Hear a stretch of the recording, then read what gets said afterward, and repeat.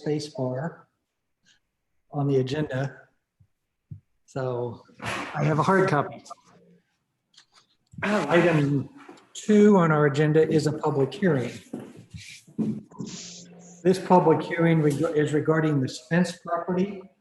Amy has advised me earlier that the applicant has withdrawn that application at this time. They may well be back in the near future, but there's no definite date. The reason for the withdrawal at this time is they're looking to acquire additional property in the same area. And should they do so, they would obviously significantly change their plat. So did I summarize that very well? Yes, sir, absolutely. If there, I don't see any members of the public online. If there are any, we would welcome your comments at this time. There is a phone number down here without video. That's probably Bob. 717. That is Bob. So I think we have no members of the public. Lynn is on there. If they want to speak, they can raise their hand. Okay. So if there are no objections, we will not hold a public hearing at this time and postpone that until their request comes back to us in the future. Without objections, so ordered. That was unanimous consent. So we moved to items for consideration. Consider and take any action necessary regarding approval of minutes from the March 18, 2020 regular meeting. Those were a part of the packet that was sent out. Y'all had a chance to look through those. I'll move to approve. Mr. Steve moved to approve. Gary McDonald gave me a thumbs up, which I take that to be a second. A motion and a second. Is there any further questions, corrections, observations on the minutes? Hearing none, all in favor of approving the minutes, please say aye. Aye. Identify with the hand. So Hendricks has said aye. That vote is unanimous. Anyone, I should ask if anyone objects or abstains. Hearing none, the vote is unanimous. I'm sorry, I didn't speak up quickly enough. I have to abstain. I'm afraid I wasn't at that meeting. Oh, Jim, you're echoing real bad. okay. Is that better? A little bit. Maybe if everybody turns their mics off that's not talking at the time, it might help.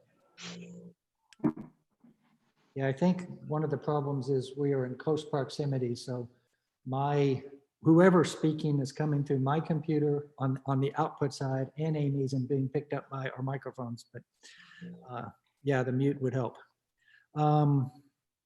Larry, did you say you had a correction? No, I'm just apologizing for not being at that meeting. I'm afraid I have to abstain from the vote. I hope that doesn't put us in a bind. Not at all. We have a quorum. We have all 5 members. So that vote to approve the minutes is 4-0 with Mr. Cooper abstaining. Okay, moving on is item 4 on our agenda is the previously mentioned Spence property. I believe they have withdrawn, and it would be my understanding there's no action required since they withdrew, but it is an item on our agenda. So we can postpone it or just consider it withdrawn. Okay. Yep. Okay. Yeah, I think we went past the public hearing since there's no one here. And so if there's no objections, we will consider this item withdrawn from the agenda and move past it to item 5. Item 5 on our agenda is consider and take any action necessary regarding approval of a final plat called the Zimmerer Kubota Edition Block 1, Lot 1, being 18.340 acres, situated in the David C. Wilson Survey, abstract number 1331, Grayson County, Texas. So that plat is in your packet as well. The location is on the west side of 75, dare I say just south of the Cowboy Club. If I know none of you all know where that's at, but just in case you may have noticed it on the side of the road, just south of Hodgins Road. And so we do have a plat for that, I believe. There it is. Kristen is saying yes.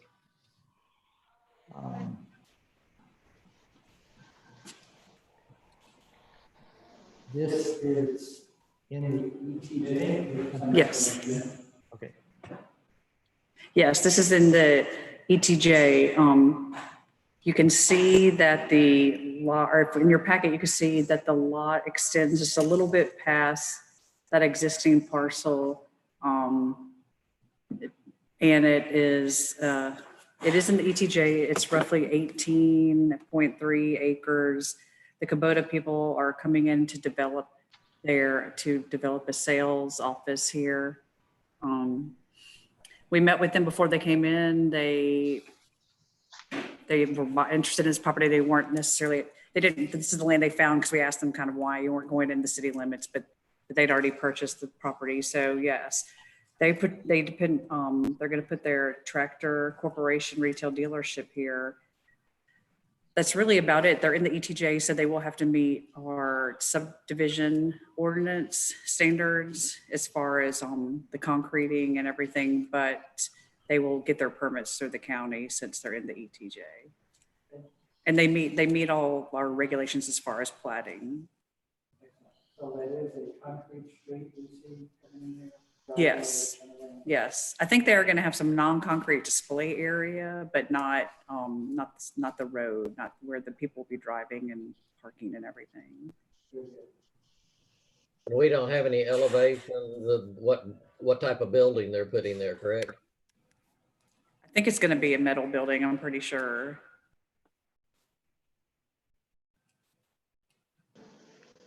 I think it might have some paneling or some kind of detail on the front, like the Ace Hardware out here is going to do, but I don't know just because I haven't seen it.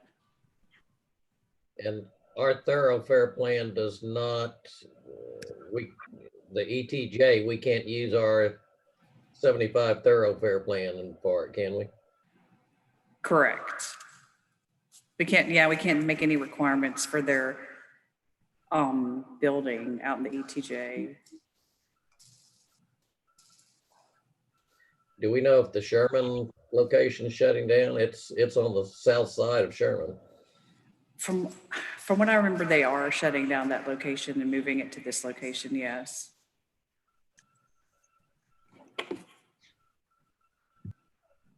Any other questions, comments? But it meets all the requirements. Oh, Lynn was sending me a text message that we will be able, I mean, they will be having to use the subdivision ordinance for the, on the right of way and everything. But yeah, as far as zoning goes, we don't have any control.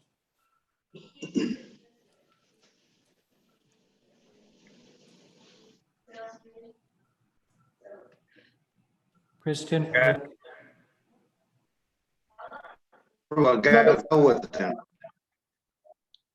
I'm sorry, I missed that. Could you say again? Pretty well have to go with it then. It meets all the criteria. It does meet the criteria for the subdivision ordinance, which is everything, the only thing that is applicable out in ETJ. And Amy is, okay. Any other questions, comments? Hearing none, it may be time for a motion.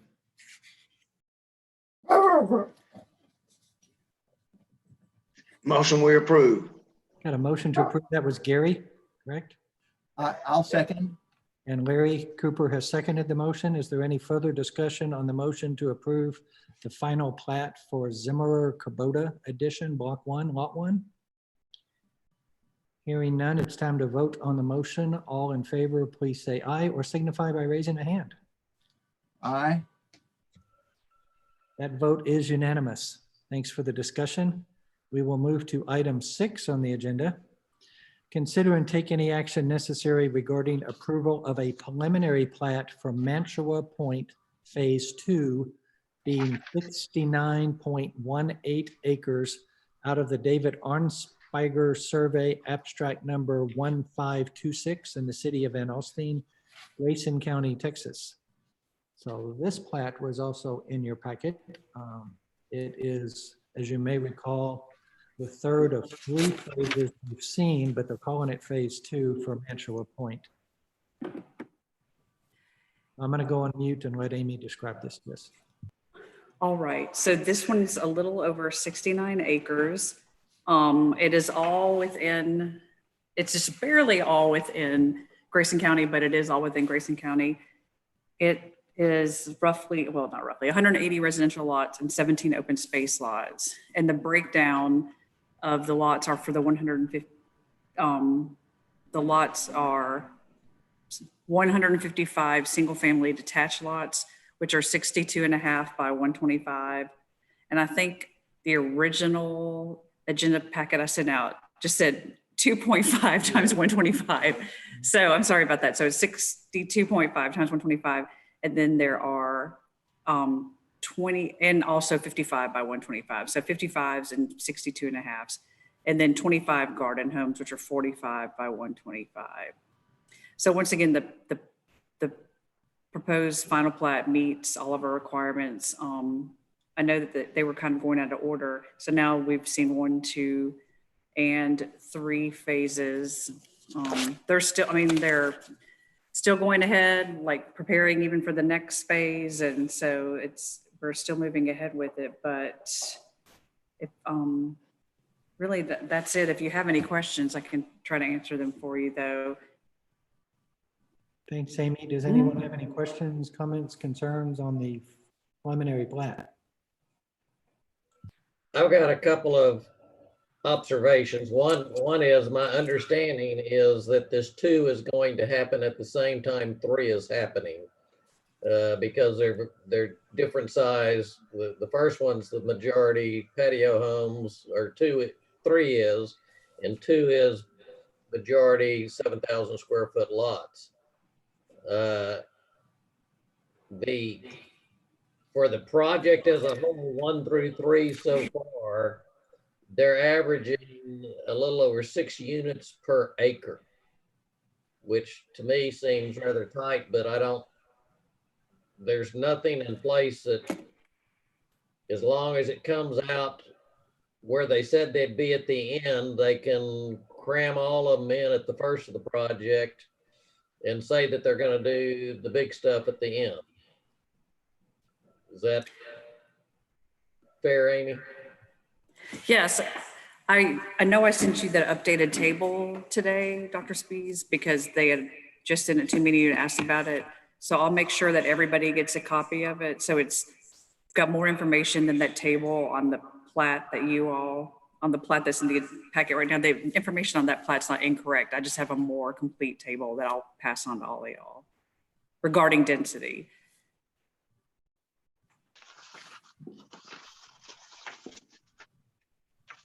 Any other questions or comments? Oh, let me tell you, Lynn's giving me some information. He did say that the construction for the phases 2 and 3 are going to be staggered by a couple of months. But yeah, you're right. They're pretty much happening like just right in line.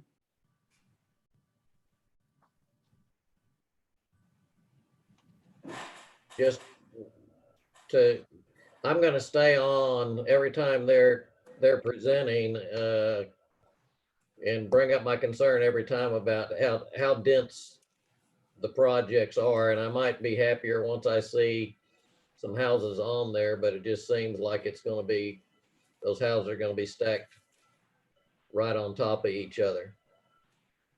And also, which I know they've withdrawn it, but the Spence property is, if they keep with what they're doing, looks like they're trying to do the same thing. There's side lots for those big lots and big homes. They say they can go within 5 feet on the side lots of those. And so that's something to look for when that comes back to us. Yeah, because everything seems like it's, and nothing against starter homes, but like even the Spence, 1,800 to 2,000 square foot.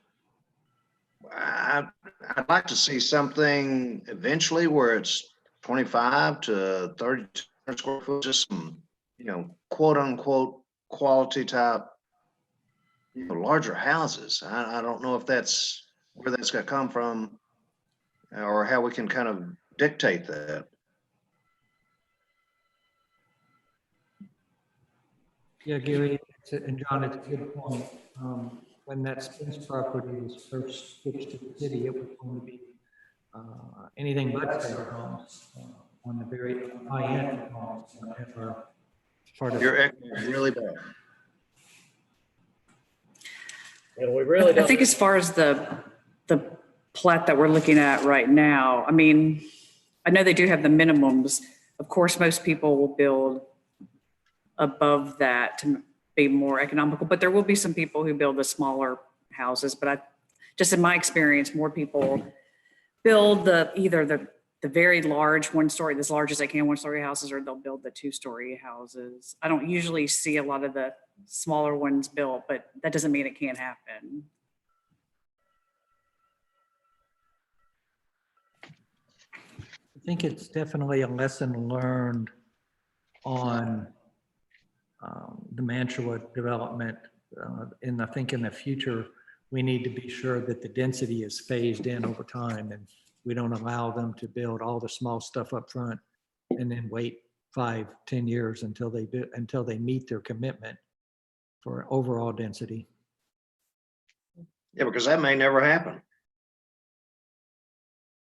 That's the point I'm gonna keep harping on is, and I don't, which the city is reworking the agreement right now because the agreement is going to run out here in a couple of years and they're not gonna be near done. But that's, Amy, you might pass that on, that having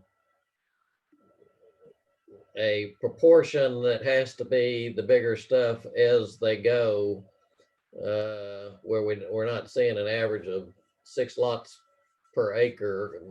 That would be advantageous to see them commit to that. Okay, good comments. I'll absolutely pass that on. Sorry, I was unmuting myself. I've never had that problem. Any other comments or observations on Mantua Point Phase 2? Amy, I assume you and Lynn have studied this at some degree and can ensure compliance with subdivision ordinance and lighting regulation and the. Yes, absolutely. Lynn and his team are all on it because obviously they're looking at a greater level of detail than what I look at as a planner. They're looking at all the engineering. So yes, they have thoroughly reviewed it. Thank you. Ready, I'll move to approve. We have a motion from John to approve. Is there a second? I'll second. Larry Cooper has seconded the motion. Any further discussion on the motion to approve the preliminary plat for Mantua Point Phase 2? Hearing none, it's time to vote. All in favor, please signify by raising a hand or saying aye. Aye. Aye. That vote is unanimous. Thanks for the discussion. The motion is approved. We move to item 7, consider and take any action necessary regarding an ordinance adopting rules and regulations for mobile vendors. So we looked at this last month and we had some concerns, and Amy has put this back in the packet with some updates, which I believe were in red, at least in my copy. I think they showed up in red. So Amy, I will go on mute again and turn this over to you if you could. All right. Well, thank you. After last month, I did some more research specifically about that seasonal vendor, which in my mind was snow cones, but then I didn't want it to necessarily be only snow cones. And I found some examples. So I just kind of found this wording about seasonal vendors, put that in here. So their fees are a little bit less because they're not necessarily year round. There's some more leniency and they don't have to have as many rules and regulations as the non-seasonal vendors, the ones that are, cooking food on site. These are all for prepared things or ice cream and ice. And then they have specifics about keeping it cold and making sure the ice is clean if they're making them, if they're not selling them. So really this is mostly for an ice cream truck or a snow cone vendor. But It could be a little bit more than that if you, just whatever fits in that definition, but I hope this is what y'all were looking for. So if not, just let me know. thought I guess the that's pretty change- much it. That's, I mean, that's the only changes I made. Everything else was the same. I appreciate you going back and addressing that, and it looks good to me. Other comments?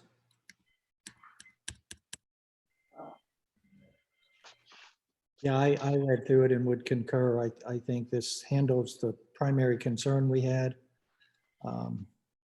I do think the other thing that we talked about was having a grace period. I think that is something that can be addressed at the council level. The effectivity date of the ordinance. Yes, absolutely. That would be something written into the ordinance. I do have, that was definitely a note I still had, but that's why it didn't show in this wording, because it would be something that would be in the legalese really. A comment, getting this done as quick as possible would be good because there's only one to deal with right now from what I can see. Everybody's pulled up stakes except for one food truck. And so this would be an excellent time to start and not letting anybody else come in and working with the one. I think Bob was trying to say something, and I'm going to say something after him. I'm just a little unclear as to what.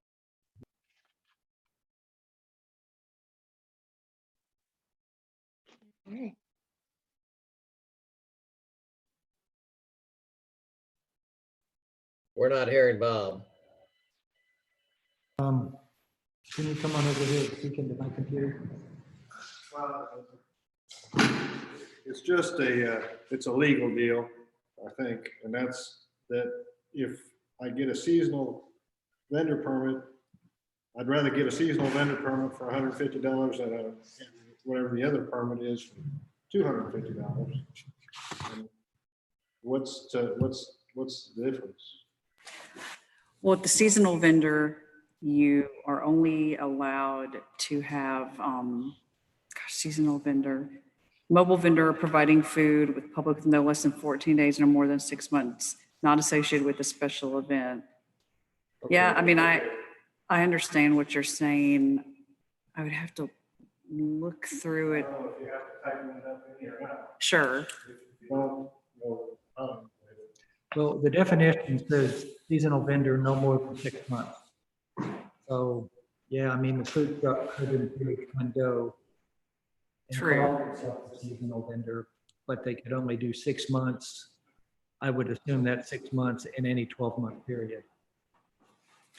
Well, will have to say that this new part, I haven't had completely vetted by the attorney yet. So if they need something like that, they would make that change. The idea of putting the seasonal vendor in snow cone, I know is fine legally, but if they need to tie something up like that, or I can definitely do that before it goes to council, I'm sure. But that's a great comment. Adding continual 6 months might be a better, Sure. where they can't be there for 6 weeks and leave for a month and come back for 6 weeks. Having it where Absolutely. it's a continuous 6 month one. If you're there the first day, then your 6 months is, and the date would be on the application that it's good between this date and this date. No, I agree. You could say it was for 6 months. Yeah, I think that's a good point. Otherwise, they'd stretch it out by only being open on weekends or something like that. And yeah. So yeah, continue with 6 months, and maybe 6 months out of 12 or 6 months. 6 months out of a calendar year Like, or 12 consecutive months. 6 consecutive months. for 6 months rather than 1 year, and then kind of fix it.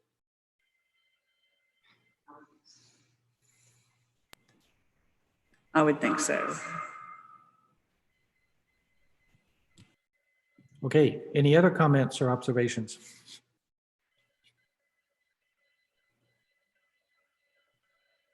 I'll make a motion to approve it, adding the word with the changes discussed.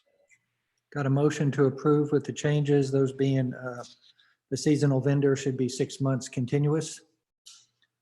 and consider an effectivity date at some point in the future. Whatever council thinks will give our current vendor adequate time to comply or not. Okay, is there a second to that motion? Second. Mr. Hendricks has seconded that motion. Any other comments on the motion to approve the ordinance for mobile vendors with corrections? Would you make it on calendar year basis as opposed to trying to spread between multiple years? My only concern is that would work fine for a summertime snow cone vendor. If you might envision a winter vendor, maybe it doesn't matter. They still get 6 months. Yeah, because they're gonna have 3 and 3, 3 at the first and 3 at the last. Or 2 and 4, or however they do it. Yeah, I think as long as they're consecutive months, we're good. yeah, I don't know that I can't envision a scenario where it would make a difference whether it's a calendar year, whoops, I'm echoing again, a calendar year or a 12th consecutive month period. Yeah, I think John's point about them being continuous is a good one. I think it would have to be a kind of a rolling year though, depending on when they apply or open up. I'm sorry, Amy, what's that? So you like the 12 consecutive months better than a calendar year? I don't know that we have consensus on that. Okay, whatever the attorney says. Yeah, whatever the attorney says, I cannot offhand envision a scenario where it would matter, but maybe I haven't thought about it enough. Is the fee based on a calendar year? I'm sorry, Gary, can you say that again? Is the fee based on a calendar year? Good question. I think the fee is going to be based on, If the fee would just That's a be good- within 6 months, period. I think for the other one though, we would just be consistent with however we do the other fees for the city. I could And that- double check with Jennifer. In that generally calendar year to where you don't have to track months? Yes, I believe so. So it seems that you'd have to have the counting period, the calendar year also, to match up to the payment period. Sure, and you could prorate it if you wanted to. Well, I think we're making it too complicated. You hand them a permit and it says it starts on June 1st and it goes through December 1st. Who tracks? And if it starts October 1st, it goes through what, February 1st or whatever. Who tracks it? It says it on you're gonna hand them a permit when they apply and it's gonna have the date on it and they put that in their window. And Yes, they're gonna have to show it. and that has the date that it's in play. And as Amy said, it has to be displayed. They have to put it on their truck so people can see, what the end date is. Yeah, I think just like a permanent business would have a certificate of occupancy posted inside the door, these guys would need to post it for code compliance to drive by or whoever checks on that. That's a good point. Okay, I think we had a motion and a second. Motion by John, seconded by Bob. We're going to add the language about 6 continuous months. And that's the only change I've heard. Council can consider effectivity date. Any further discussion on the motion? Hearing none, it's time to vote. All in favor, please signify by raising a hand. And Gary?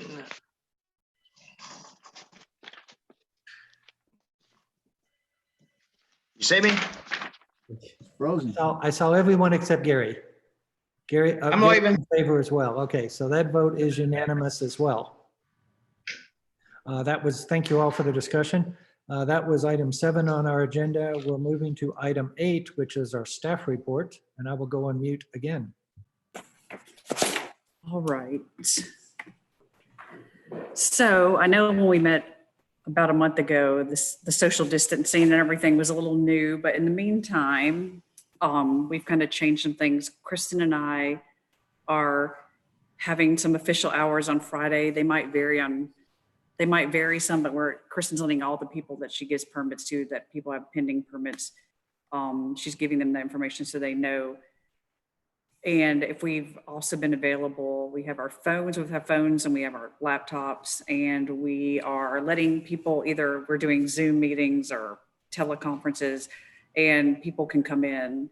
Like today we came in because we are having this meeting. So somebody dropped off a permit this afternoon. So we've had minimal contact, but we do have some hours just because that's how people turn in permits for building or for plats and things. So, let's see.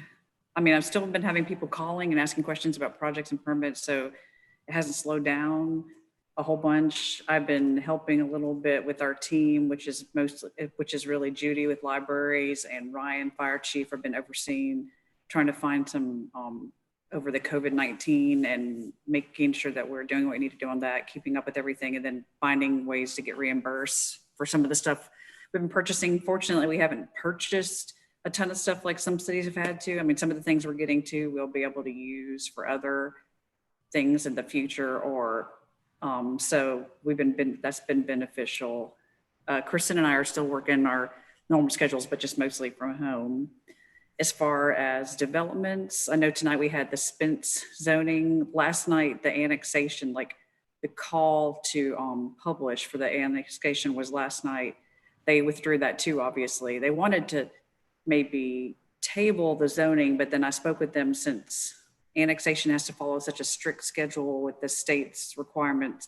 We decided it'd be better just for them to withdraw and then come back and do it all at one time. Plus, they're going to need to repay their fees because we'd already advertised and spent time on it anyways, and they were fine with that. They would rather not have to keep tabling, just so we can stick with the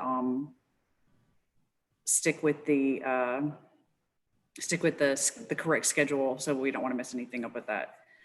The donut shop, the Sino Donut Shop there, I think they found a layout that works. They were able to come up with a number of parking spaces they needed. So I'm just kind of waiting for them to turn in their site plan. I know they've had some changes on their team, so I think that might be holding that one up.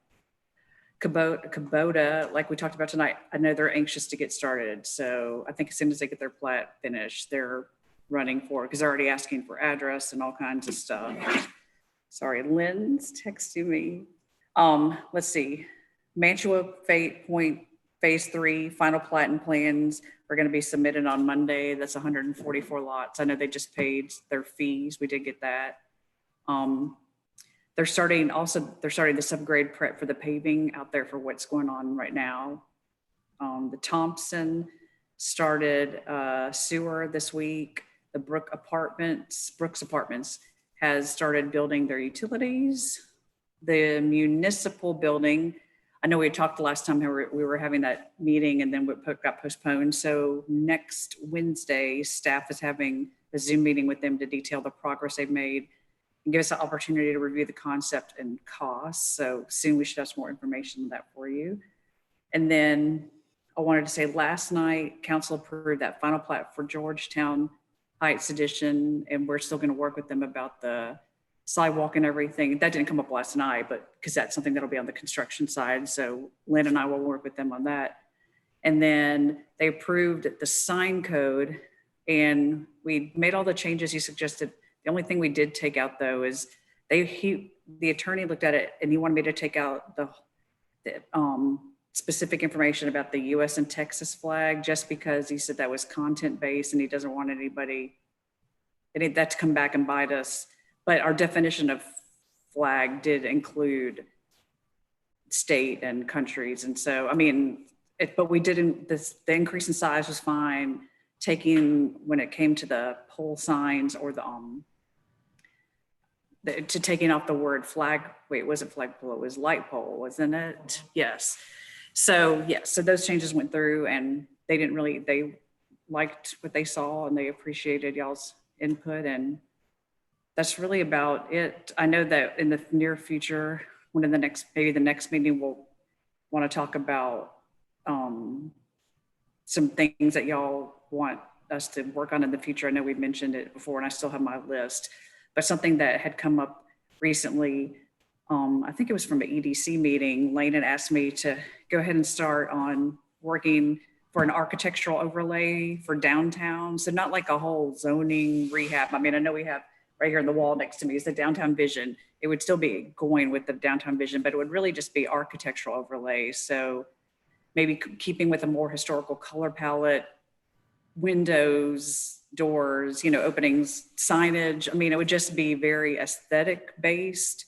So, and for improvements, and then if anything new is built in the future, and we do have some say so about masonry within our historic areas. That was one thing that the new legislation still allowed cities to have some authority over. So I was thinking maybe we even make it for a little bit larger area around the downtown, and hopefully when the legislation has changed in a year and a half, we'll be able to jump right back in with those masonry standards. But of course, if and when that happens, we can have our zoning ordinance ready to amend at the next meeting if y'all want. So we're keeping all that on our minds. So that's it really. I Okay. appreciate y'all. We appreciate you. Thanks for your comments and updates. Anybody have any questions for Amy? Hearing none, is there any other staff member that would like to provide an update at this time? No. Thanks, Kristen. I see Jennifer's online as well. Jennifer, anything you need to add? Nothing from me. All right, thanks for joining us. Hearing no other comments or questions for or from staff, it is time for item 9, adjournment. Would someone like to make that motion? I'll move that we adjourn. Got a motion from Larry, a second from Gary. All in favor of adjourning, please say aye or raise your hand. That vote is unanimous and we are adjourned. Thank you all very much. Lesson learned. I shouldn't be in the same room with everyone else. Zoom works much better when we're all more than social distance and actually remote location. So sorry about the echoes. Or use headphones.